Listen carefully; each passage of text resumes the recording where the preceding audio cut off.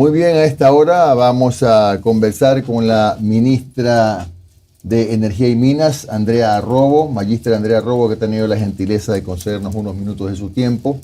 Procedamos a dividir la pantalla para iniciar esta conversación con la ministra, que por cierto es una de las funcionarias más activas del gobierno de Daniel Noboa en cuanto a su contacto con los medios de comunicación. Gracias, ministra. ¿Me está escuchando?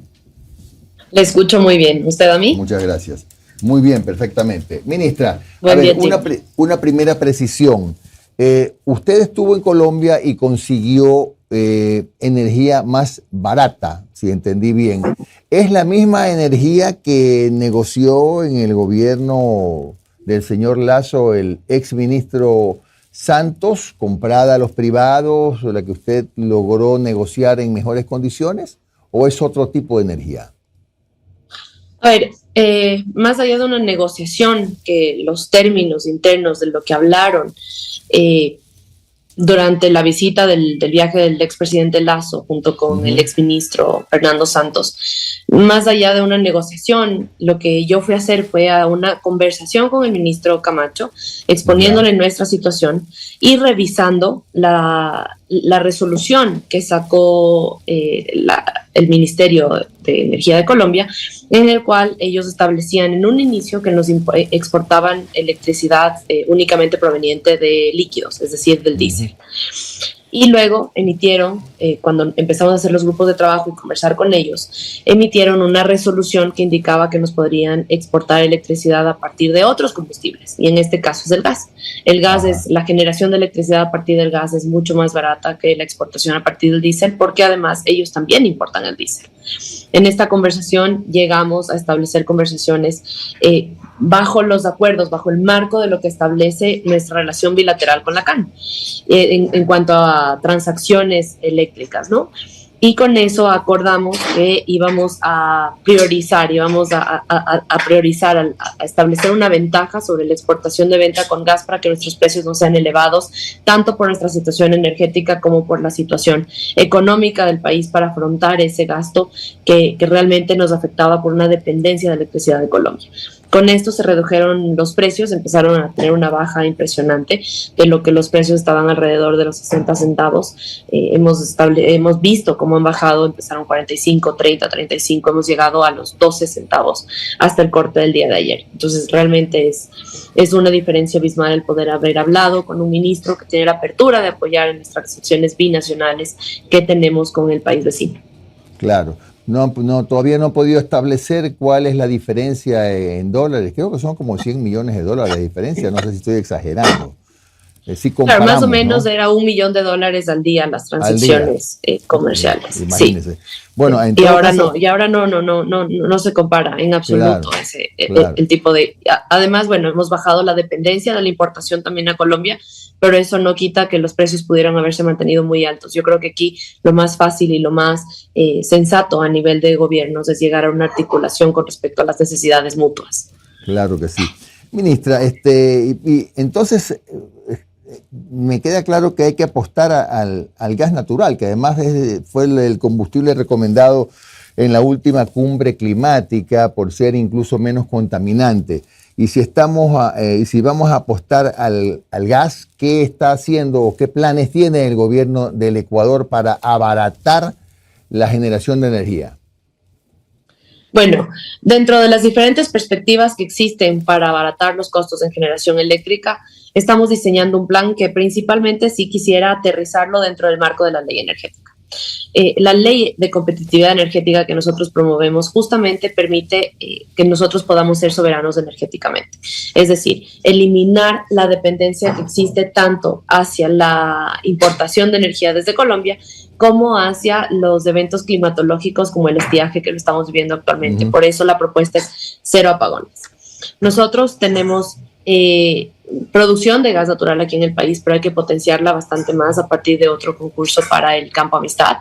pero además de eso también fortalecer los vínculos de lo que existe con respecto a la generación eléctrica a partir de gas bajo los principios de reducción de emisiones de combustibles fósiles. Sin embargo, eso está incluido dentro de la ley. De hecho, esto ya estaba planteado en la ley vigente, sin las reformas que nosotros estamos proponiendo como competitividad. Pero lo que nosotros sí estamos valorando es el ingreso de otras tecnologías que también sean baratas. La eólica, la solar, son más baratas, son más competitivas. No podemos tener una dependencia tampoco en esos recursos energéticos, y por eso lo que se ha incorporado es que podamos tener sistemas de almacenamiento que le den mayor estabilidad a la intermitencia de este tipo de energías. Claro, es decir, que si paulatinamente comenzamos a incorporar una producción mayor de gas natural, ejemplo, sectores como el camaronero, industrial, nos permitirían ahorrar alrededor de $2.000 millones. El ahorro es grande, ¿no? El ahorro es grande. Lo que sí hay que ver es la articulación de los sectores conforme más lo necesiten. Hay sectores que necesitan más de ese tipo de energía, hay sectores que lo necesitan menos, y hay sectores en donde se tiene que fortalecer la generación distribuida, que claro. Este es otro elemento dentro de la ley energética en los cuales se puede atender a un mayor porcentaje de la población haciendo microredes para generar autoabastecimiento, y que con eso no se tengan que mantener aisladas de la red, pero tampoco hacer las grandes inversiones en las líneas que conectan al sistema nacional, sino que se puedan energizar zonas un poco más aisladas. Claro, es decir, lo que hay que procurar finalmente es una especie de balance, ¿no? De la energía, me parece bien. Ahora, por eso la ley es de competitividad energética, justamente porque no se puede centralizar ni a una sola tecnología, ni a una sola fuente, ni a un solo esquema de participación en cuanto a recursos, sino hay que abrir una competitividad que eso nos va a permitir dentro del país ser competitivos a nivel del sector estratégico y ampliar las posibilidades en la cadena fuera del país. Ya, ahora, se ha incrementado el nivel de lluvias y hay la expectativa y la esperanza de que a lo mejor en enero, una vez que se evalúe la situación de las hidroeléctricas, capaz que o se reducen o se terminan los apagones. ¿Cómo están las cosas hoy que estamos hablando respecto de la generación hidroeléctrica, ministra? Justamente el día de ayer estuvimos en el Operador Nacional de Electricidad, en el SENACE, haciendo una valoración de los recursos que tenemos actualmente, especialmente con respecto al embalse y con respecto a los caudales que están actualmente entrando en las centrales hidroeléctricas que no tienen embalse y que tienen que utilizar el caudal que en ese momento se encuentra disponible y sale para la generación de electricidad. Hicimos una valoración bastante positiva, entonces, más bien, Jimmy, yo invito a la audiencia que nos está escuchando en este momento a que se puedan mantener conectados a nuestros canales oficiales durante este día para los anuncios que se harán para las semanas que vienen. Esos anuncios serán la primera semana de enero, supongo. No, el día de hoy. Ah, hoy anuncian. Ah, qué bien. Sí.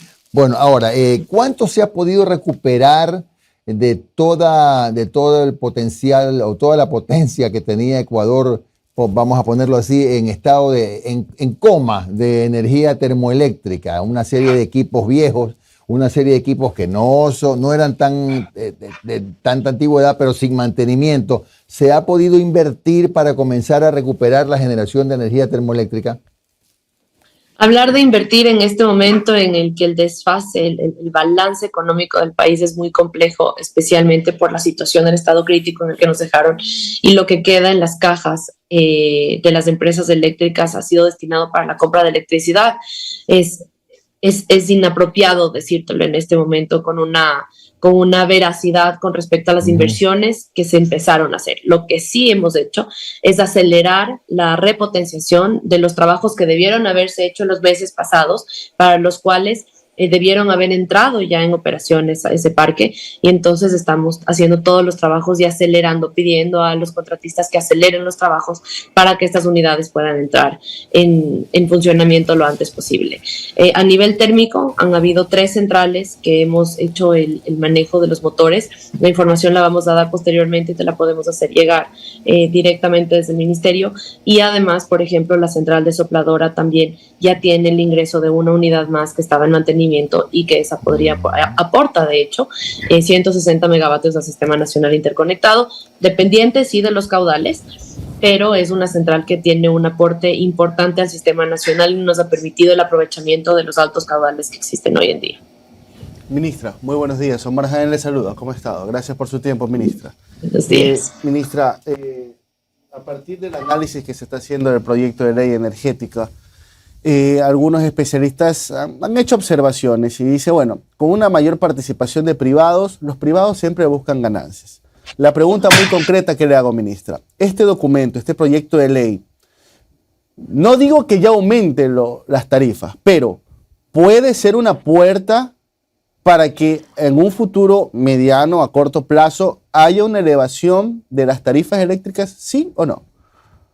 La propuesta de ley no incluye el aumento de las tarifas. No lo incluye ni a corto, ni a mediano, ni a largo plazo, no lo incluye. Lo que hay que hacer un balance es de la estructuración del costo de esta tarifa. Eso por un lado. Por otro lado, también hacer una valoración de que las tecnologías, conforme más crece su consumo, más se reducen sus costos. En temas de economía de escala, mientras más grandes son los proyectos, menos elevados son sus costos. Entonces, si hablamos de un ingreso del sector privado, lo que tenemos que valorar es el tema del CAPEX y el OPEX para poder identificar si un proyecto es viable y que no sea necesario subir la tarifa. Entonces, hay que hacer una valoración técnica, tenemos que hacer una valoración económica en la cual se pueda confirmar que los costos de inversión que están teniendo las empresas privadas sea beneficioso para el país. Y ahí es donde entra el rol fundamental que tiene el Estado de garantizar el servicio eléctrico, el servicio público de energía eléctrica para los ciudadanos. Sí, porque esto más le consulto por la parte residencial, ¿no? Hay muchas personas que dicen, caramba, por supuesto, aumento de tarifa sería una daga en la aorta para la economía de un país. Eso no está contemplado, mucho menos bajo una ley. Ya, ahora, ministra, sáqueme una duda. Los últimos pasos que dio el gobierno de Guillermo Lasso fue el retiro de este subsidio eléctrico, llamémoslo de esa manera, a cierta parte industrial de las fábricas que tenían este horario nocturno en donde tenían un costo más barato, supuestamente a cambio de generación de empleo. Eso se derogó en las últimas semanas del gobierno de Guillermo Lasso. ¿Qué pasó? ¿Ustedes lo están analizando para retomarlo o ya quedó totalmente derogado? Sí, así es. El pedido de la eliminación de este incentivo se lo envió en la semana previa al cambio de ministros. Nosotros hicimos la aplicación bajo lo que establece este pedido ante la Agencia de Regulación. Se eliminó el incentivo a los industriales. Lo que nosotros hemos hecho es proyectar hacia una tarifa dinámica y lo estamos haciendo esto en conjunto con los industriales. ¿Qué propone esto? El cumplimiento de objetivos con respecto a eficiencia energética. Aplicación de la normativa 5001, de la ISO 5001. Aplicación de los esquemas de autogeneración para poder reducir su demanda del Sistema Nacional Interconectado. Entonces, todo este tipo de acciones a tomar por parte de los industriales serán valorados para aplicar tanto en temas de impuesto a la renta como de subsidio incentivos a la generación de electricidad. Perfecto. Ministra, yo sé que en estos momentos y debido a los apagones y todo, todos los reflectores están en este tema, pero también me quisiera consultar por el sector petrolero. Tuvimos hasta hace poco un gobierno que nos prometió 1 millón de barriles diarios. Pues bueno, a su salida terminó produciendo menos que cuando llegó a Carondelet. En estos momentos, ¿cuál es la situación, la condición de la producción petrolera en el país? ¿En qué niveles estamos? ¿Cuántos barriles de petróleo estamos haciendo al día? Y supongo que la proyección es incrementar esta producción, ¿o no? Por supuesto, no. Efectivamente, también nos encontramos con un sector crítico a nivel petrolero. Sí se prevé un aumento. La situación en la que nos encontramos es entre 420,000 ha llegado cerca de bordear los 500,000 barriles diarios. Sin embargo, el aumento de la producción es importante. El interés hay. Y eso es algo que quiero destacar en el sector petrolero porque seguimos siendo un país muy atractivo para la inversión en temas petroleros. Entonces se está armando un plan de las prioridades con respecto al aumento, con respecto a la proyección de lo que significarían nuevas inversiones. Por ejemplo, tenemos que pensar en que la innovación en el sector petrolero tiene que darse dentro de un esquema mínimo de normativas net zero, de bajas emisiones. Es un sector fundamental que puede hacer este recambio tecnológico y que nosotros tenemos que aprovechar las condiciones que tenemos para poder atraer nuevas inversiones bajo esquemas competitivos a nivel mundial. Además de esto, tiene que haber una estrategia de institucionalizar Petroecuador. Petroecuador se volvió el mejor plato para la corrupción, y desarmar esta institucionalidad interna genera varias complejidades para la toma de decisiones. Sin embargo, tenemos un camino trazado, tenemos objetivos a los cuales hay que llegar, y eso lo vamos a implementar, bueno, desde el 2 de enero, pero sin embargo lo hemos venido trabajando ya durante todo este mes estando en funciones. Ministra, buenos días. Noris Arroyave les saluda. Buenos días. Ministra, el presidente Daniel Noboa, cuando estaba en campaña, hablaba de las planillas de luz, ¿no? Que es un poco lo que a los ciudadanos de a pie les interesa y les afecta, nos afecta. Y él explicaba que el problema era el valor de las líneas de transmisión. Cito, en el momento en que se mejoran las líneas de transmisión baja un 22%, si no me equivoco decía, baja un 22% en la planilla eléctrica de los más pobres del país. Y poco ese era su planteamiento. Al final, el mensaje: se podía lograr bajar la planilla de la luz si se mejoraba el tema de las líneas de transmisión. Ustedes, he escuchado lo que he dicho, están trabajando para que ese sea uno de los objetivos y lo van a lograr en el corto tiempo que tienen. Bueno, vuelvo de nuevo a la ley de competitividad energética, que tiene este elemento nuevo que es la clave para el tema de transmisión. Aquí también se abre la posibilidad de que la empresa privada, nacional o internacional, pueda hacer inversiones en líneas de transmisión, lo cual va a permitir que esta infraestructura tenga otro nivel igualmente de competitividad. Esta apertura a las empresas privadas hacen que la expertise, que no únicamente radica en Transelectric, pueda generar una nueva estructura dentro de las asignaciones de costos que existen en la tarifa eléctrica. Por supuesto que el principal impacto cuando se hace este esquema es no afectar la tarifa de dignidad, o más bien potenciar que esa tarifa sea lo más conveniente para el sector vulnerable. Ahora, recordemos que la producción de electricidad, la generación de electricidad requiere de una infraestructura enorme y que toma tiempo en desarrollarla. Por eso la ley de competitividad energética es urgente, porque las decisiones se toman ahora para que los procesos que toma realizar la construcción de un proyecto de infraestructura no se quede retrasado en el tiempo como ya ha pasado. Este año debieron haber entrado en operación 1 o 2 centrales hidroeléctricas grandes que no entraron. Entonces, con transmisión, el plan de Transelectric es clave, y con eso tenemos que potenciarlo para que ya las decisiones que se tomen ahora permitan que la infraestructura defina ya el funcionamiento tanto de la mejora a las líneas de transmisión, para que el sistema eléctrico no sufra de un estrés por falta de líneas de transmisión, y a su vez poder identificar el impacto reducido de sus costos en una estructura de precio. Ministra, la salida del ITT, Yasuní, ¿cómo está ese tema? ¿Realmente ustedes han podido como ministerio ya hacer una evaluación al respecto? Tienen que levantar operaciones y hay todo un proceso grande que hay que hacer y tienen una línea de tiempo que cumplir. Así es, Petroecuador es el responsable de poder hacer este levantamiento crítico en cuanto a temas de costos, movimiento de infraestructura, impacto social. El impacto social de desmontar una infraestructura de este tamaño es bastante considerable. Hay que tener en mente que es la primera vez a nivel mundial que se hace un desmontaje de un campo petrolero. Este tema lo estamos trabajando de manera muy articulada con el Ministerio de Ambiente, porque tiene que ser un trabajo conjunto, de esfuerzos conjuntos y bajo el mandato popular. Entonces, el retiro del ITT no puede ser ni de un día para el otro, no puede ser sin una consideración real de precios, porque actualmente el Estado tampoco tiene la capacidad económica de afrontar el retiro de una infraestructura tan grande. Y esto se lo tiene que hacer de manera progresiva. Entonces, durante este tiempo hemos levantado información importante con respecto a los ingresos petroleros que genera el ITT. las necesidades del otro lado que existen con respecto a fortalecer la infraestructura, la producción petrolera, y mientras paralelamente se trabaja en todo lo que significaría la retirada del ITT para atender el mandato popular. Hay varios elementos que trabajar, hay varias partes que articular, y nosotros estamos trabajando en el levantamiento de información, dada la situación crítica en la que Petroecuador se había manejado anteriormente. A ver, ministra, sobre ese mismo tema, se estima que hay números contradictorios, que más o menos 41.000 barriles diarios es lo que se dejarían de producir en el ITT. Estamos hablando de casi 15 millones de barriles al año.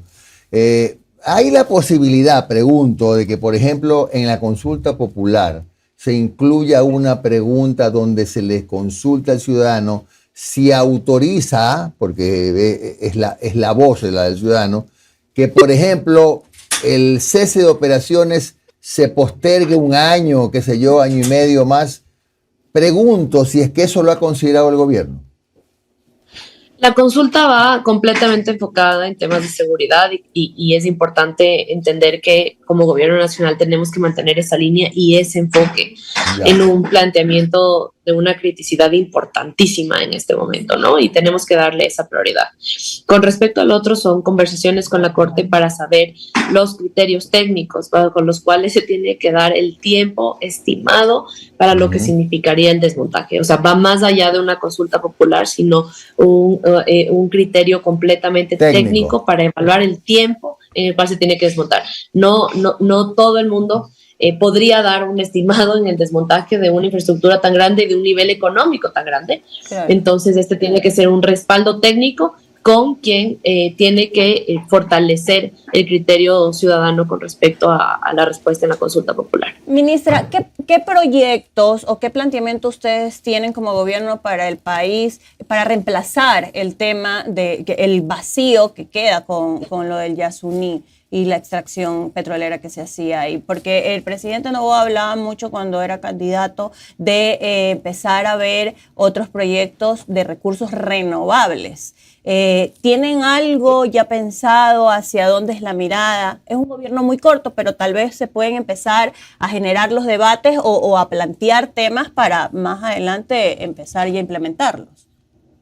A ver, este sector es la columna vertebral de este país. Entonces, valdría dividir los tres temas de gran importancia. El uno es la atracción a la inversión petrolera. Hay el interés, hay los recursos, hay que establecer los mínimos para poder hacer operaciones petroleras. Tenemos el sector minero también, que tiene muchísimo interés y que hay que hacer una minería responsable a partir de una apertura del catastro responsable bajo esquemas internacionales también, para poder hacer procesos de concesión transparentes, con fundamentos de técnicos, económicos, pero especialmente de responsabilidad social y ambiental, y de un tratamiento adecuado hacia las comunidades, que son quienes más nos importan dentro de estos procesos extractivistas. Tenemos ahí dos sectores que proveen recursos al Estado a partir de una extracción responsable. Y por otro lado, tenemos el sector eléctrico, que es en donde mayores inversiones se requieren, pero es la que genera la productividad en la cadena. Y esto lo vimos claramente con el tema de los apagones. Más allá de cuánto dinero perdemos nosotros con respecto a la importación de energía de Colombia, cuánto dinero perdemos por la falta de operatividad y la necesidad de tener soluciones parche, que es lo que estaban tratando de plantear para solventar la crisis, cuánto pierde el sector productivo. Y por el contrario, si los sistemas energéticos son robustos y no hay más apagones, cuánto dinamismo le pueden generar al país para aumentar los recursos y para que la balanza económica del país sea positiva. Entonces tenemos tres áreas fundamentales, tanto para los ingresos del país como para que el país pueda funcionar. Entonces, esta es la línea por la cual tenemos que ir para poder generar mayores recursos al Estado. Ministra, y usted acaba de hacer, creo que, una separación y una radiografía clara de la importancia de estos sectores. En el tema de minería, la minería ilegal está muy ligada al tema de inseguridad y narcotráfico y crimen organizado. ¿Ya se han sentado a revisar qué es lo que está pasando al respecto? Tenemos sectores en donde la minería ilegal ha derrumbado áreas completas. Y viene trata de blancas, tráfico de personas, un montón de cosas, por un lado. Y por otro lado, entendiendo la importancia de todos estos sectores que usted acaba de describir, ¿no se ha considerado volver a separar ese ministerio para darle a cada área esta robustez de la que usted habla? Iniciando por el tema de minería. Por supuesto, y además el tema de minería es un tema que lo estamos trabajando con gobierno y con defensa también, porque ya es un tema de seguridad nacional. Es por esto la urgencia de trabajar en la apertura del catastro minero, porque de otra manera la minería legal se toma los espacios que tienen que ser fortalecidos por la minería legal y por la minería en la cual el Estado sea quien pueda tener el enfoque de atención para poder ser evidentemente un recurso que vaya al Estado, que sea para que el país pueda afrontar el país pueda afrontar las dificultades económicas y para que esto permita fortalecer todas las áreas que requieren inversión. Hablamos en el estiaje, hablamos del sector eléctrico, pero tenemos sectores muy vulnerables que requieren de mucha atención del Estado, como es salud, es educación, vivienda y etcétera, de servicios que tenemos que garantizar. Con respecto a la decisión de los 3 ministerios, mi criterio es que nunca debieron haberse fusionado, ¿ya? Entonces, eso ha hecho perder mucha eficiencia dentro de los 3 ministerios. Y bajo las políticas de austeridad y lo que estamos viviendo actualmente como país, no es posible separar los 3 ministerios por la estructura que actualmente tiene. Para separarlos no es un simple decreto ejecutivo, tiene que venir bajo un estudio y una lógica del por qué se tienen que separar. Lo que estamos planteando primero es que las 3 agencias de regulación sí puedan tener los recursos, aunque no estén divididas, puedan manejar de manera independiente sus recursos para que puedan ser realmente organismos de control, de regulación efectivos para ahí que no sea un foco de corrupción y se pueda garantizar la operatividad de una agencia de este estilo. En cuanto al ministerio, no se ha considerado un planteamiento de escisión de los 3 ministerios, pero sí de una mejora a la eficiencia. Entonces ahí es clave. Soy la cabeza, soy la ministra de Energía y Minas, sin embargo, el fortalecimiento de cada viceministerio es lo que permitirá mejorar la eficiencia en cada uno de los 3 sectores. Entonces, trabajamos eficientemente con la estructura que tenemos actualmente. Ya, ministra, la última pregunta. El gobierno ha hablado en diferentes escenarios de la posibilidad más que la posibilidad, la necesidad de focalizar el subsidio a los combustibles.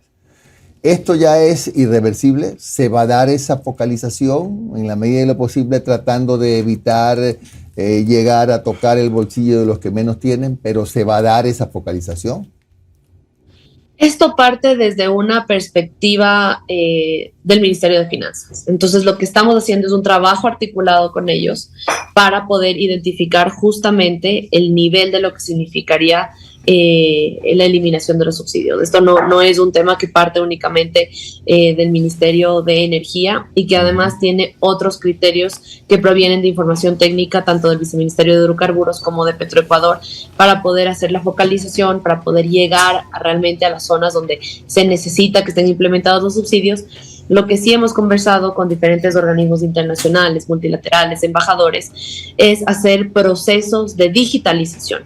Realmente la forma en la cual se pueden focalizar los subsidios, y no hablo únicamente a los combustibles, sino en general a la focalización para atender a ciudadanos, al pueblo que más necesita realmente de recursos, es a partir de procesos de digitalización que nos permitan tener identificados cómo podemos atender a los más necesitados y cómo esta articulación digital entre todos los sectores, registro civil, SRI, etcétera, sean quienes puedan proveer la información del acceso para poder nosotros hacer esta identificación de clasificación de los subsidios en diferentes niveles y en diferentes sentidos, no únicamente a partir del sector de combustibles como lo mencionaba, sino inclusive para los diferentes niveles donde se encuentran subsidios atados a los temas tributarios, por ejemplo. Claro. Bueno, gracias a la ministra Andrea Robo por estos minutos de su tiempo. Un buen día, muy amable. Muy amable. Muchísimas gracias, Jimmy. Gracias a todos. Gracias. Un muy buen día para ustedes. 7:35.